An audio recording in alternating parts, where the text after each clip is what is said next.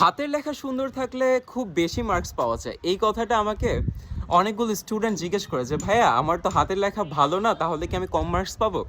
কথাটা আসলে হাতের লেখা না, কথাটা হচ্ছে গুছিয়ে লেখা এবং খাতাটা কত ক্লিন রাখা যায়, মানে তুমি কতটা কাটাকাটি ছাড়া লিখতেছো, বা তোমার হচ্ছে যেগুলো উক্তি আছে বা কোটেশন মার্কসগুলো আমরা যে নীলকালিতে লিখি সেগুলো তুমি কত ভালোভাবে হাইলাইট করতে পারতেছো যেন টিচারের চোখে পড়ে। তারপর রসায়নে যেমন হচ্ছে আমাদের অনেক বিক্রিয়া লিখতে হয়, সমীকরণ লিখতে হয়, ওগুলো ম্যাথে যে হচ্ছে আমাদের ফর্মুলাগুলো থাকে, আমাদের প্রসিডিওর থাকে, এগুলো তুমি যদি স্পষ্টভাবে লিখতে পারো তাহলে তোমাকে মার্কস দিবে না কেন? অবশ্যই মার্কস দিবে।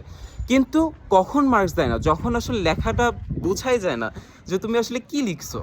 তো তোমাকে এমনভাবে লিখতে হবে যেন লেখাগুলো স্পষ্ট হয়, লেখাগুলোর মধ্যে থেকে যে কিওয়ার্ডসগুলো আছে, মানে যেগুলো মেইন শব্দ, সেগুলো যেন আইডেন্টিফাই করা যায়। এই রকম থাকলেই তোমাকে বেশি মার্কস দিবে, এলস তোমাকে দিবে না।